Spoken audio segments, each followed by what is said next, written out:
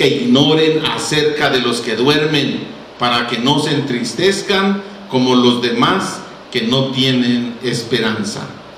Porque si creemos que Jesús murió y resucitó, de la misma manera Dios traerá por medio de Jesús y con él a los que han dormido. Pues les decimos esto por palabra del Señor: nosotros que vivimos, que habremos quedado hasta la venida del Señor, de ninguna manera precederemos a los que ya durmieron.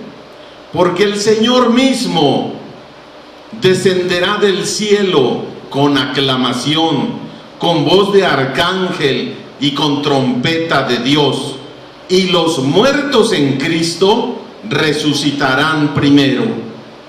Luego nosotros, los que vivimos y habremos quedado, seremos arrebatados juntamente con ellos en las nubes para el encuentro con el Señor en el aire, y así estaremos siempre con el Señor. Por tanto, aliéntense los unos a los otros con estas palabras. Vamos a orar. Padre, en el nombre de nuestro Señor Jesucristo, pedimos tu dirección, tu bendición en esta hora, que tu palabra será expuesta. Enséñanos a discernir correctamente estas profecías, anuncios de tu segunda venida. ¿Qué es lo que sucederá? ¿Cómo debemos de estar preparados como hijos tuyos para ese gran encuentro en las nubes? Gracias, Señor, por esta oportunidad de estudiar tu palabra con libertad. Prepara nuestros corazones y permite, Señor, que hoy de veras hagamos una reflexión para acercarnos, para buscarte, para entenderte cada día más y amarte mejor, para obedecerte. En el nombre de Cristo Jesús, amén. Muy bien, usted sabe que actualmente hay una guerra que se le llama Palestina-Israelí o algo así. En el Medio Oriente hay un país llamado Israel. Hemos hablado mucho aquí al respecto porque está en la Biblia, ¿verdad? Israel es un país o un pueblo histórico que lo podemos encontrar en el Antiguo Testamento, su origen y demás. ¿Dónde comienza el pueblo judío? Bueno, el pueblo judío no, el pueblo hebreo. ¿Dónde comienza? En una persona, ¿con quién? Con Abraham, ¿verdad? Y hay un pueblo árabe, ¿dónde comienzan? Con Abraham también, ¿no? Ismael es hijo de ¿quién? De Abraham. Ok. Bueno, esta historia, por eso les digo que ya conocemos ciertas cosas técnicas con respecto a esta situación. Pero cuando hay una guerra en el Medio Oriente, Israel está involucrado en esta guerra que puede escalar a la intervención de otros países. Israel tiene un grupo de aliados, países aliados. Los árabes también, los palestinos en este caso, un grupo que se le llama Hamas, que es un grupo extremista. Hay grupos extremistas como Hamas, en el norte, en Beirut, hay uno que se llama Hezbollah, y así hay diferentes grupos que están en contra, que quieren, su objetivo es eliminar, asesinar a Israel y todo lo que tenga que ver con él. Pero yo les quiero preguntar, ¿qué están peleando ahora en esta guerra? ¿Qué pelean los palestinos con los israelíes? ¿Qué quieren? ¿Sabe usted? Territorio. ¿Quieren territorio? Que se les considere como un estado, porque el estado, no hay estado palestino, ¿sí? No hay estado palestino. Se dio el favor al estado israelí, donde ahora es un país y hay embajadas de todos los países, etcétera, pero a los palestinos no, hace algunos años, etcétera, ¿no? Pero ¿quién tiene la razón? ¿Quién tiene la razón en este caso? Como cristianos, ¿qué podemos decir? ¿Podemos irnos hacia un bando o hacia el otro? ¿Podemos apoyar a uno y no apoyar al otro? ¿Sí o no? A ver, como cristiano, ¿usted qué dice? ¿Apoya a Israel? Ore por la paz de Jerusalén. El que dice Génesis capítulo 12, precisamente en ese llamamiento de Abraham, ¿sí lo conoce? Dice, sal de tu tierra y de tu parentela. ¿Dónde vivía Abraham? ¿Dónde vivía? Ur de los Caldeos. ¿Dónde es actualmente? Irak, que después se le puso el nombre, después de los caldeos, llegó a ser Mesopotamia, y llegó a ser un gran imperio. ¿Se acuerdan de Nabucodonosor? El que vino a conquistar, bueno, viene de Irak, esta zona norte, norte oriente, ¿verdad? Norte oriente. Allá al norte de Israel, etcétera, está Irán, que es Persia, y luego sigue Irak, que es Babilonia, Mesopotamia, Caldea y demás, ¿verdad? Los nombres que ha adquirido durante la historia. De allá viene Abraham, de allá le sacó Dios, sal de tu tierra, sal de Irak, de Ur de los Caldeos, y ven a la tierra que yo te mostraré. Dice, haré de ti una nación grande, la promesa de Dios, en Génesis capítulo 12, 1, 2 y 3. Haré de ti una nación grande, tan grande que será como la arena del mar, incontable, o como las estrellas de los cielos, incontable. Es un símbolo de no se podrá contar tu descendencia. Te llevaré a una tierra fructífera donde fluye la leche y la miel. Ustedes saben todo esto. Después con Moisés y Josué viene el cumplimiento de este territorio, etcétera. Y entonces Abraham sale de allá y se viene a andar de nómada en el desierto. Abraham le miente al rey de Egipto. Abraham tiene miedo de a dónde va y demás cosas. Suceden muchas historias, pero al final Abraham tuvo un hijo a los 100 años. ¿Cómo se llamó? Isaac. El hijo se le conoce como el hijo de la promesa. El hijo de la promesa. Y viene Isaac, pero antes le quisieron ayudar a Dios. Antes, como veían que el tiempo pasaba y Abraham y Sara no tenían hijos, ¿qué recomendó Sara según la costumbre y la tradición de la época? Que la criada llamada Agar, a ver niños, esa historia, Agar, la sierva, la esclava de Abraham y de Sara, prestaba su vientre para que a través de ella le naciera un hijo a Abraham y así se cumpliera la promesa de Dios, porque ellos veían que no se iba a cumplir. ¿Sí o no? Pero gran error, porque a través de Agar nace un hijo llamado ahora sí Ismael, que es el padre de los árabes y de ahora este pueblo llamado palestino que quiere eliminar y que reclaman la tierra, porque ¿para quién fue dada la promesa? A Abraham, que es el padre de los árabes. Entonces, ¿tienen derecho o no? Muy bien. No, dice Francisco que no. ¿No tienen derecho? Y aquí viene una controversia, por eso hay guerra, ¿no? A ver, de este lado los que crean que no, y de este lado. Bueno, estamos tratando de comprender un poquito esto, porque vamos a hablar de la segunda venida de Jesús, del fin del mundo, el cumplimiento, Israel en las profecías bíblicas, y pues tener este contexto es importante. Tenemos entonces a descendientes de Abraham. Por un lado tenemos a Isaac, que se le conoce como el hijo de la promesa. A Ismael Dios le dijo, despide a Agar y despide a Ismael, porque también haré de él una nación grande. ¿Sí fue la promesa así?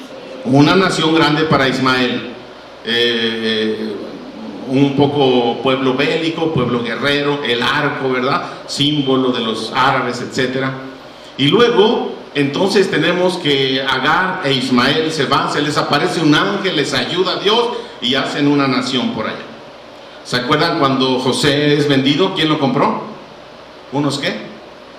Mercaderes, ¿pero cómo eran? Ismaelitas, ¿sí? Ismaelitas. Entonces, se hacen pueblos, pasaron los años y demás. Luego Isaac tiene, ¿cuántos hijos? 2 hijos. ¿Quién y quién? Jacob y Esaú. ¿Quién era el mayor? Esaú merecía la bendición de su padre, las bendiciones como hijo primogénito, pero Jacob le engaña. Entonces, ¿Dios bendice a un engañador? ¿Sí o no? Ay, sí, por eso yo también engaño, ¿no? Jacob, mintiendo, bueno, ni tanto, porque la primogenitura se la había comprado a Esaú. ¿Por qué cantidad? Por un plato de lentejas. Luego vamos a predicar eso, ¿eh? Por un plato de lentejas andas vendiendo tu primogenitura. Jacob engaña, el hijo mayor se entera, sale corriendo. Jacob se va con su tío, allá se casa 4 veces, le dan 4 esposas, ¿sí o no? Y tiene Jacob, ¿cuántos hijos tiene? 12 hijos. Esaú ya lo vemos como ¿qué nación después? Ahora que estamos viendo profetas menores, Edom. La nación de Edom son la descendencia de Esaú, que es al sur, ¿verdad? Se establecen al sur, por ahí. ¿Al sur o estamos hablando a la derecha? ¿Qué es? Hacia la derecha, ¿no?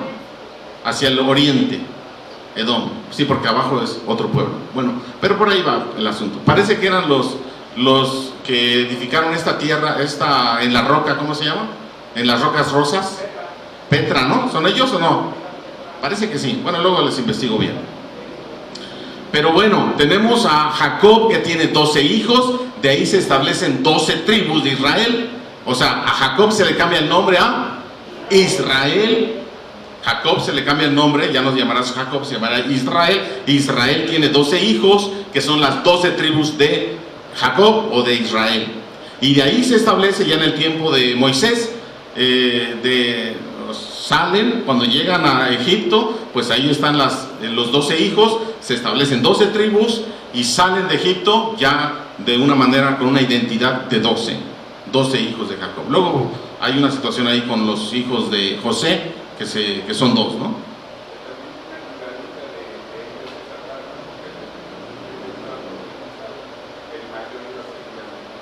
Así es. Sí, al final del día Dios ya había decretado, pero pues ellos andaban peleando. Jacob le tenía miedo a Esaú, no quería venir, no quería regresar a su tierra y demás, y manda a su familia por delante y se queda luchando. ¿Se acuerdan cuando luchó con Dios y venció? Bueno, tenemos ahí las 12 tribus de Israel, que en el tiempo de Josué salen de Egipto, que eran esclavos, salen con Moisés. Moisés muere, no ve la tierra prometida, manda exploradores, y con Josué se cumple la promesa de entrar a esta tierra, a la hora que ahora le llamamos Israel y sus alrededores, llamados los cananeos, la tierra de Canaán, ¿sí? Que estaba conformada por muchas naciones, reinos, ahí en esta zona. Los jebuseos, precisamente Jebús, ahí es Jerusalén, ahí se establece en esa ciudad Jerusalén, ya con el rey David, etc. Ahora, escúchenme bien, si yo fuera un ateo que ando buscando nada más cómo hacer caer a los cristianos, cómo criticar la Biblia, y les pregunto, ¿quién vivía en Canaán cuando llegaron los israelitas? Un conocedor me diría, los árabes. Ahí vivían. Y vienen los israelitas y los expulsan. Usted puede leer Josué, el libro de Josué, y se establecen. ¿De quién era la tierra? ¿Qué es lo que pelean ahora? Fueron desplazados los palestinos, los árabes, fueron desplazados. Y luego por muchos años ahí se estableció Israel en la época de los reyes, en el esplendor de Salomón, de David y demás. Luego vinieron siendo conquistados y luego desaparecieron en el año 70, vuelven a aparecer en 1948, etcétera. Pero los árabes y los israelíes siempre han estado en esta zona. Ahora dígame, ¿quién tiene derecho a esta tierra? ¿Quién tiene el derecho? Si antes estaban ellos y vinieron los israelitas y los desplazaron, y ahora ellos están peleando, los israelitas desplazan nuevamente a estos palestinos. Está interesante todo esto, porque espiritualmente hablando, vamos a la palabra de Dios para ver la respuesta que daría un cristiano a esto. La respuesta que daría un cristiano a esta situación es: de Dios es la tierra y su plenitud. ¿A quién le pertenecen las naciones? ¿A quién le pertenece el oro y la plata de este mundo? ¿Y a quién le pertenecen todos los seres humanos? A Dios. Ese es un principio. A Dios le pertenecen. Ahora, creemos que Dios es soberano y Él puede hacer con lo que es de Él lo que Él quiera. ¿Estamos de acuerdo? Ahora Dios le dice: ven Israel, te voy a dar esta tierra, voy a juzgarla por idólatra, por inmoral, porque mata a sus hijos, etcétera, por mala gente pecadora. La voy a juzgar, la voy a sacar de ese lugar y los voy a poner a ustedes. ¿Dios tiene derecho de hacer eso? Espiritualmente hablando, sí. Si usted esto le dice a un ateo, va a decir: qué injusto. ¿Y los derechos humanos? Qué injusto sería esto, ¿no? Porque ¿cómo? Hay leyes y hay que estar... Bueno, pero no estamos hablando estamos hablando lo que la Biblia nos enseña, y lo que la Biblia, en lo que Dios estableció para un pueblo que Él quiso escoger a Israel. Pudo escoger a México, pero no, escogió a Israel para poder hacer de él una gran nación y a través de él darse a conocer. Entonces, ¿cuál es la respuesta que daría un cristiano al respecto? Dios le prometió, le entregó, le regaló esta tierra al pueblo de Israel, y Dios puede hacer con esta tierra lo que Él quiera, y Dios puede juzgar a quien Él quiera, porque Él es Dios, punto final. Ya, no más. Entonces, si esta tierra le pertenece a los israelitas por la promesa de Dios que se da en la palabra de Dios, pues entonces, ¿qué podemos decir? Adelante, o sea, Dios, tú puedes hacer lo que quieras. Y dice la palabra de Dios, fíjate, en Génesis 3, le dice Dios a Abraham: el que te bendiga, a ti y a tu descendencia, yo la bendeciré. Al que te maldiga, a ti o a tu descendencia, ¿yo qué? Lo maldeciré. Así es de que, ¿vas a bendecir o maldecir a Israel? Como la postura cristiana, la postura bíblica y tradicional dice: amén, que Dios bendiga a Israel. Ahora, escúchame bien. Actualmente, Israel es un país pagano. ¿Sabe qué es pagano? No creyente, no cristiano, no bíblico. ¿Sabe usted que el 7 de octubre, cuando entran estos terroristas en paracaídas y hay un gran evento, por ahí se ve muchos jóvenes que mataron, no sé, casi a 300 jóvenes, los mataron? Pero ¿de qué era el evento? ¿Promoción de qué? LGTB. Se le conoce a Tel Aviv, la capital de Israel, como el centro del movimiento LGTB en esa zona. Estamos hablando de los israelitas. ¿Vas a bendecir esa actividad? Estamos hablando de que si te encuentras a un judío, maldice a Jesucristo. Maldice a Jesucristo. ¿Lo vas a bendecir? Ah, ¿verdad? Ahora, ¿dónde está pues esa promesa? ¿Dónde está ese pueblo de Dios? Ese pueblo temeroso. Hay judíos ortodoxos, ¿los conocen? Los de los cairelitos, bueno, ellos odian a Jesús. No lo reconocen. Están esperando a su Mesías. Pero, ¿y los otros? Pues los otros, peor. No conocen, ni son religiosos. ¿Qué hacemos al respecto? ¿Qué postura vamos a tener ante la palabra que nos dice bendecir a Israel, orar por la paz de Jerusalén? Tengamos cuidado. Si un judío, comerciante, empresario, tiene una cadena de agencias de automóviles, o tiene una cadena de bancos, donde presta, es usurero, presta con un interés altísimo. Dice la Biblia que no, al pueblo de Israel le manda que no preste con interés, ¿verdad? Con un interés, pero a su pueblo, ellos así lo interpretan. Entre judíos no se cobran interés, entre familia de ellos, pero ¿cómo nos llaman a nosotros? Gentiles, que significa las naciones, apartados de Dios. Con ellos sí, haz negocio. Por eso el judío es un famoso comerciante. El judío es prosperado por Dios. ¿A poco Dios prospera el que se cobre demasiado interés o algo así? ¿Dios prospera eso? Tengamos cuidado con decir que es la prosperidad de Dios la que están teniendo. Son inteligentes. Tal vez sí Dios tiene un plan para ellos, pero eso lo vamos a ver ahorita en algunos temas de escatología. Pero tengamos cuidado, porque hay muchos cristianos que ven a un judío, que ven a un israelita y le hacen reverencia, simplemente porque pertenece al pueblo de Dios. ¿Nosotros no somos pueblo de Dios? ¿Sí o no? ¿Alguien te hace reverencia por ser el pueblo de Dios? Ellos deberían hacernos reverencia a nosotros.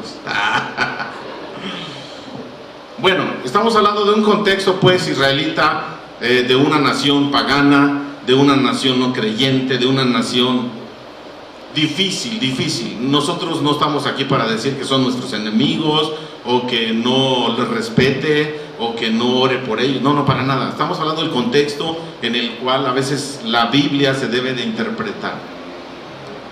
Pero lo que sí es verdad es que hay mucha profecía de que de los judíos viene la palabra de Dios, Antiguo y Nuevo Testamento, que de los judíos viene nuestro Salvador, el Señor Jesucristo, y que este judío que un día estuvo habitando aquí en este planeta va a regresar por segunda vez, y que la nación de Israel es importante y es clave en la segunda venida, en la profecía y en el fin del mundo, de lo que ha de acontecer.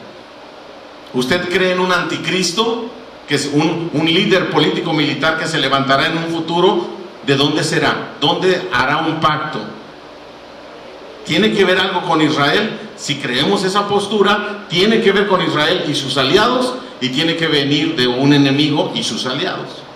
Los palestinos, de alguna manera, los árabes, porque una cosa es la religión del Islam y otra cosa es ser árabe. Puede ser un árabe cristiano o budista, pero la religión musulmana es otra cosa. El musulmán, no es lo mismo.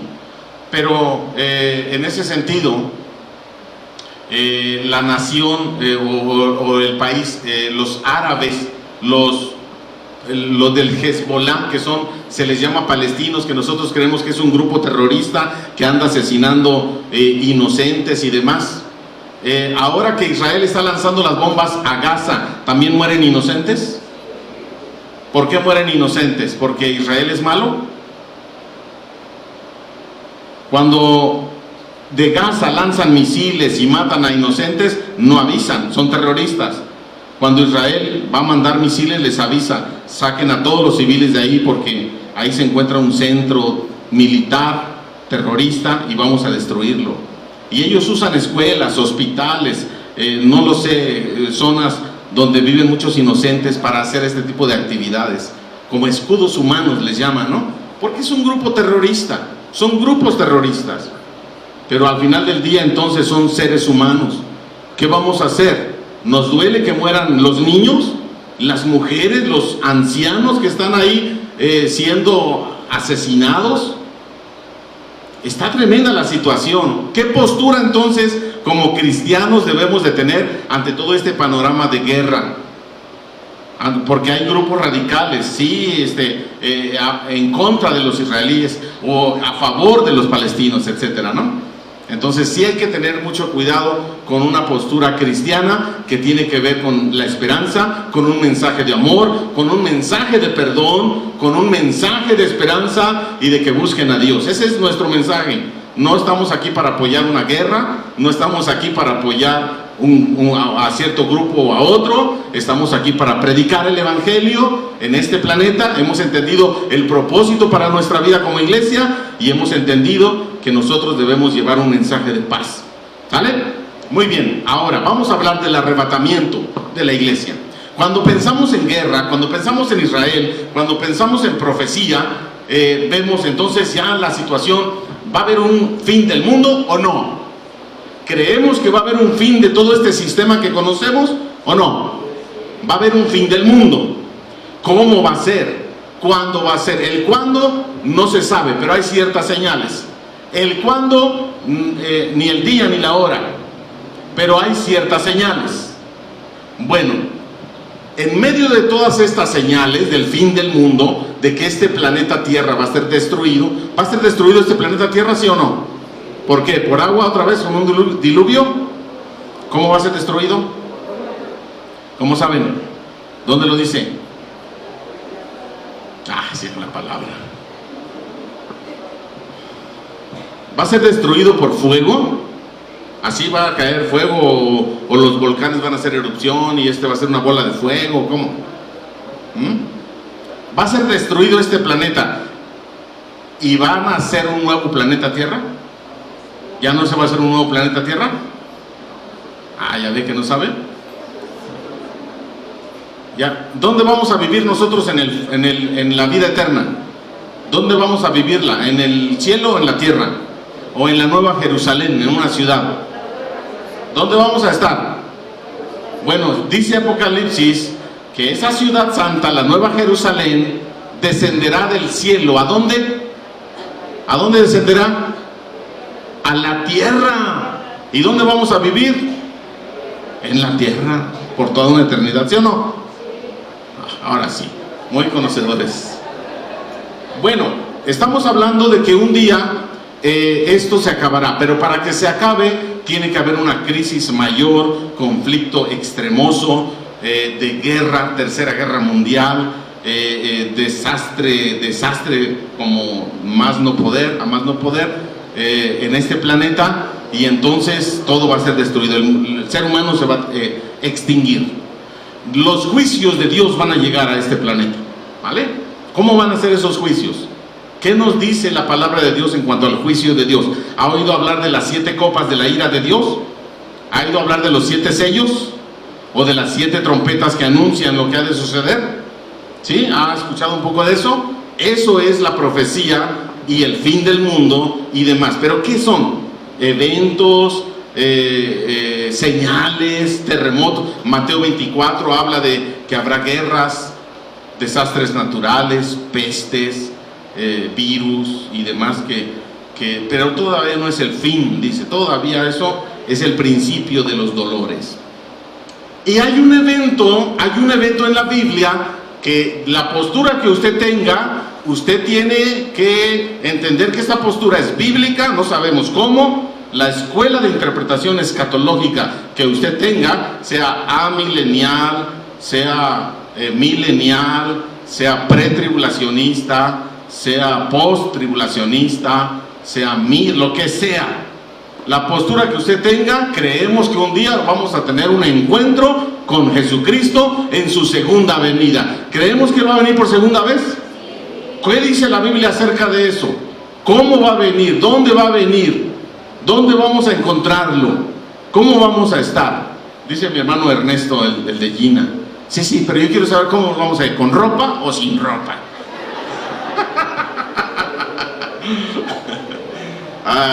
Lo que él está preocupado. El punto aquí es de que un tema importante es el arrebatamiento.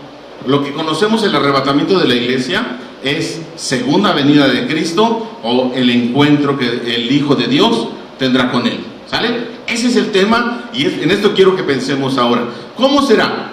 Hay varios aspectos que tenemos que ver en este pasaje clásico que acabamos de leer con respecto al arrebatamiento. Aquí aparece pues un dibujo con personas siendo elevadas a las nubes. Allá en la nube está el sol, que es Jesús esperándonos.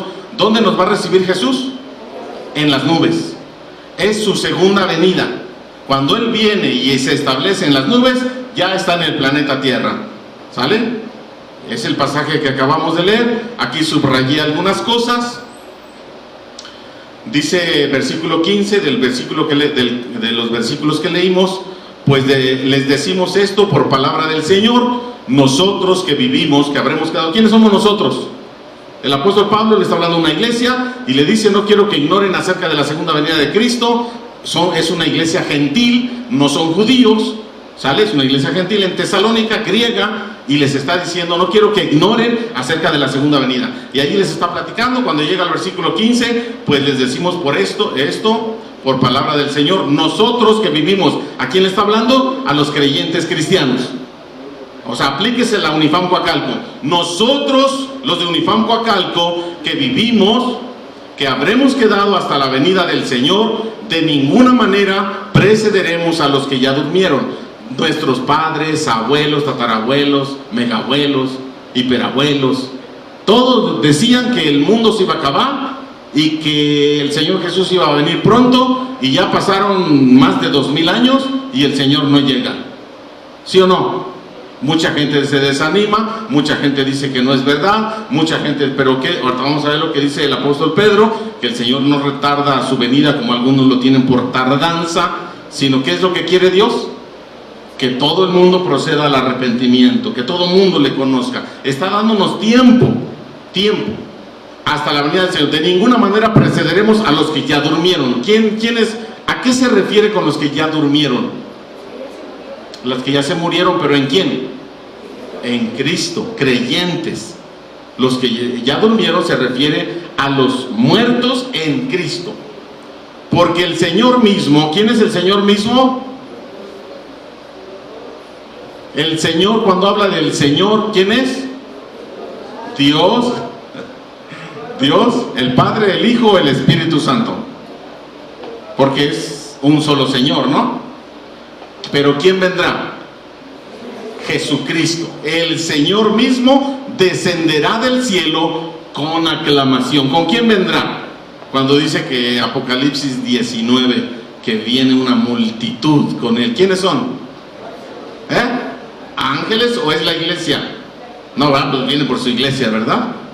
Viene con ángeles, guerreros, con aclamación, con voz de arcángel y con trompeta de Dios. Aquí vemos la función. Por eso cuando vemos escatología necesitamos estudiar angeleología, o los seres espirituales que hay alrededor de Dios, como serafines, querubines, arcángeles, ángeles, ¿qué más? Dominios, principados, potestades, demonios, Satanás. Todo eso se tiene que estudiar, porque el contexto de la segunda venida de Cristo hay mucho simbolismo, hay mucho movimiento con respecto a seres espirituales invisibles. ¿Sale? Muy bien, sigamos. Con trompeta de Dios, es decir, las trompetas o un anuncio, y los muertos en Cristo, es decir, todo aquel que ha muerto desde Adán y Eva hasta la fecha, y que fueron creyentes en Dios. Obviamente antes de Cristo no sabían de Cristo, pero creyeron a la promesa de Dios, ¿sale? Ellos resucitarán primero. A ver, vamos a hablar un poquito aquí. Vamos a pensar, ¿cómo está eso de resucitar? ¿Qué es resucitar? No puede resucitar a alguien que no ha muerto, ¿verdad? ¿Sí o no? Tiene que haber muerto. Y cuando una persona muere, si usted cree que estamos constituidos ¿de qué? De cuerpo, de alma y de espíritu, o de cuerpo y espíritu, o de cuerpo y alma, pues, se fue en cuerpo y alma, nada más de dos, ¿no? No importa si es de tres o es de dos, no importa, es una parte material y una parte invisible o inmaterial, ¿sale? No importa si es bipartito o tripartito, aquí no importa. El que se muere, se muere. Entonces, cuando te mueres, una parte de ti, tu cuerpo, se va a la tierra y se muere, se desintegra. ¿Y la otra? Si eres creyente, ¿a dónde vas? A la presencia de Dios. pero todavía no tienes cuerpo resucitado. Entonces todavía no hay plenitud, como que estamos en una sala de espera. Así le vamos a llamar.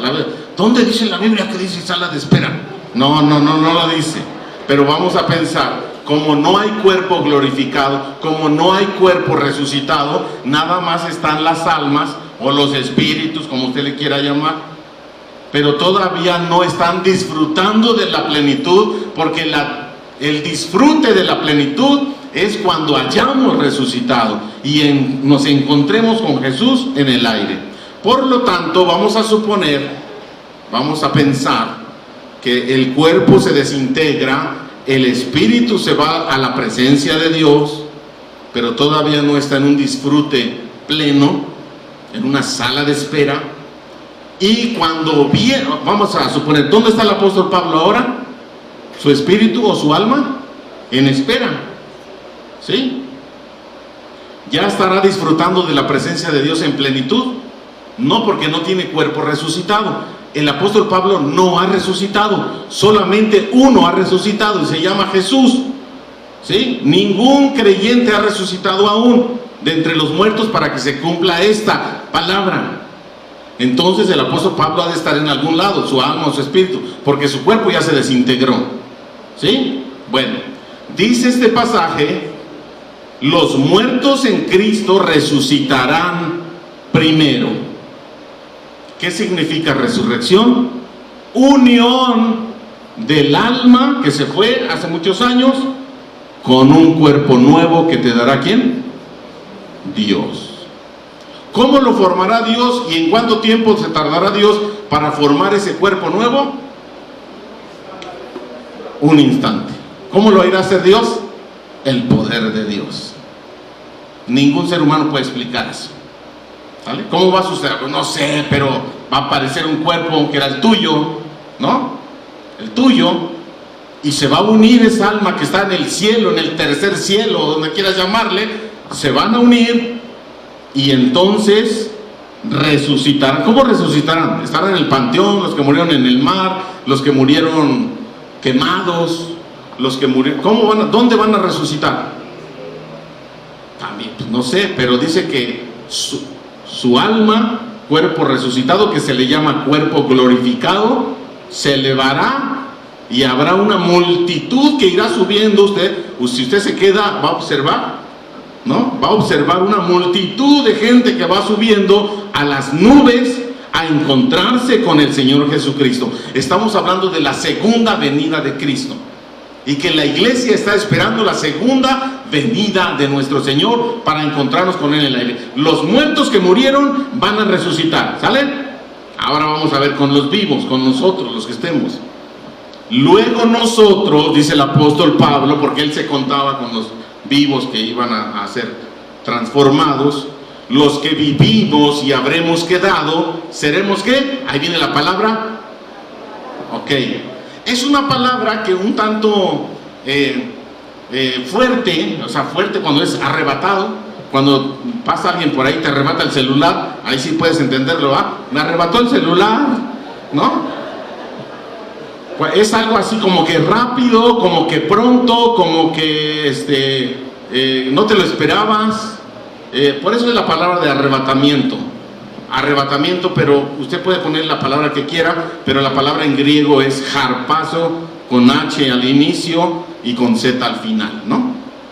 Harpazo, que significa tomado de pronto, así, como un abrir y cerrar de ojos, va a ser rápido. Dice, seremos arrebatados nosotros, juntamente con los que ya resucitaron, en las nubes para el encuentro con el Señor en el aire, y así que dice, estaremos para siempre con Él. De ahí en adelante no nos separaremos de Él.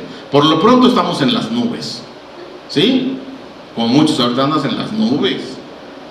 A ver, preguntas hasta aquí. No es un sermón, es una clase, es un estudio dinámico. Necesito preguntas, necesito inquietudes, necesito que expresen sus miedos. A ver, preguntas. Estamos hablando segunda venida de Cristo. Hay un tema importante que se llama arrebatamiento de la iglesia. ¿quién se va a ir? ¿Creyentes? ¿Los creyentes tibios? ¿Los creyentes maduros? ¿Los creyentes fríos? ¿Los creyentes calientes? ¿Quién será ahí?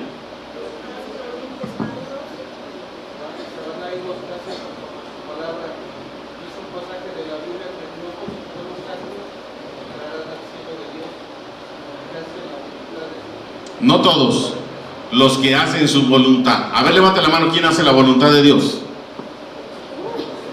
Bueno, ¿quién no hace la voluntad de Dios? Levanta la mano, ¿quién la hace? Hay nadie, ¿no? ¿Está seguro que si en este momento el Señor viene, usted se va? Este cuerpo en este momento sería transformado. Por eso hay muchos videos por ahí que dicen, ahí dejó su ropa dobladita, ¿no? Ahí dejó su ropa y se fue. Pero el cuerpo mortal, dice el apóstol Pablo en la carta a los Corintios, esto corruptible se vestirá de incorrupción, y esto perecedero se vestirá de algo que no se descompone, y seremos transformados a un cuerpo. ¿Cómo es un cuerpo glorificado? ¿Cómo es un cuerpo que es un cuerpo glorificado? Ya puede elevarse, ya puede volar. ¿Sí puede volar o no? ¿Se puede teletransportar? ¿Qué hizo Jesús? ¿Cómo? Cuando Jesús resucitó, ¿sí sabe la historia de Jesús? Hermanos cristianos, ¿se sabe la historia de Jesús? Cuando Él resucitó, ¿cuántos días se les apareció después de haber resucitado a los que andaban por ahí? ¿Cuántos días? 40 días. ¿A cuántas personas? ¿Cuántas? 120 era la congregación que estaba ahí. ¿Pero a cuántas personas? Dice Lucas, como a más de 500 personas. ¿Sí? Y les hablaba de esto y de aquello. Una vez que pasaba este tiempo y que ya se venía la fiesta del Pentecostés, una vez que pasó este tiempo y que Jesús les está hablando ya resucitado, dice que se lleva a sus discípulos a una montaña, ahí a un elevadito, al cerro, aquí al Picacho, y que les está explicando, y cuando Él les está hablando, ¿qué pasa? Se empieza a elevar. ¿Y dónde se perdió? ¿Dónde? En las nubes. Lucas capítulo 1. En las nubes. Y luego todos ahí están sorprendidos. ¿Y a dónde se fue? ¿A dónde se fue? Y se le aparecieron, ¿cuántos varones? 2 varones. ¿Qué significa? ¿Qué simboliza? Con vestiduras blancas. ¿A qué te da una idea? ¿Quiénes son esos 2 varones? Ángeles. ¿Por qué no ha leído la Biblia? 2 varones con vestiduras blancas, ángeles, y les preguntan, a ver, ¿qué le preguntaron a los que estaban ahí con la boca abierta, con la baba cayéndose? ¿Qué le preguntaron? Varones galileos. ¿De dónde eran? Judíos. Varones galileos, ¿qué tanto están mirando al cielo? No, pues fíjate que aquí estaba Jesús y de repente se empezó a elevar y se perdió en las nubes. Así como lo vieron irse, ¿qué dicen? Así volverá.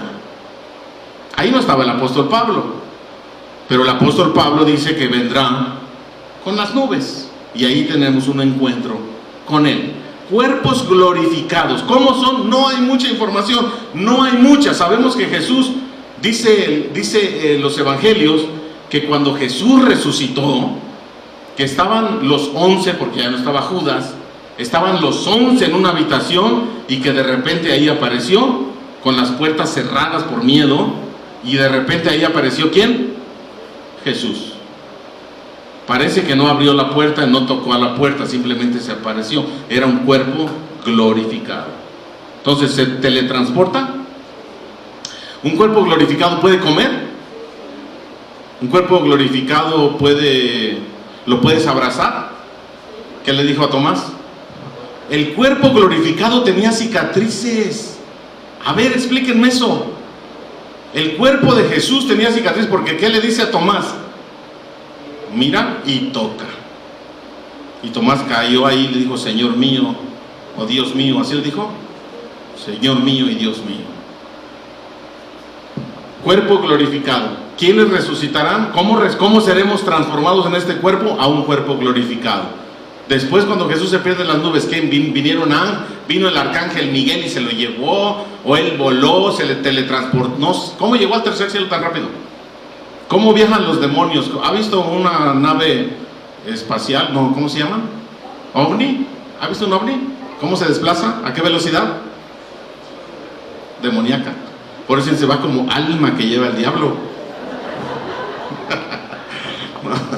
Entonces, a ver, ¿no tienen preguntas? Arrebatamiento de la iglesia, segunda venida de Cristo, cuerpo transformado, nubes. ¿No? ¿Le seguimos? ¿Qué hora son? No les dije que me hablaran, que me dijeran. Ok. El Señor Jesucristo viene del cielo, ¿a dónde? Por lo tanto podemos decir que el arrebatamiento es segunda venida de Cristo. Habrá sonido de trompeta, una voz de arcángel, resurrección de los muertos en Cristo con cuerpos nuevos, los vivos seremos arrebatados y transformados, nos encontraremos con Jesús en las nubes y así estaremos para siempre con Él. Esas son las ideas básicas de este pasaje que acabamos de ver. Primera a los Corintios 15, he aquí les digo un ¿qué? Misterio, dice el apóstol Pablo, un misterio. No todos dormiremos, pero todos ¿qué? Seremos transformados. En un instante, en un abrir y cerrar de ojos, a la trompeta final, porque sonará la trompeta y los muertos serán resucitados, ¿cómo? Sin corrupción, y nosotros seremos transformados, porque es necesario que esto corruptible sea vestido de incorrupción y que esto mortal sea vestido de ¿qué? Es un pasaje paralelo, ¿verdad? Para los que digan, no, es que de lo del arrebatamiento y transformación nada más lo habla Tesalonicenses y nadie más. No, aquí Corintios también lo está diciendo. Obviamente es el mismo Pablo, ¿no? ¿Preguntas? ¿Comentarios? No, ya la una, ya no tengo preguntas, tengo hambre. Ok.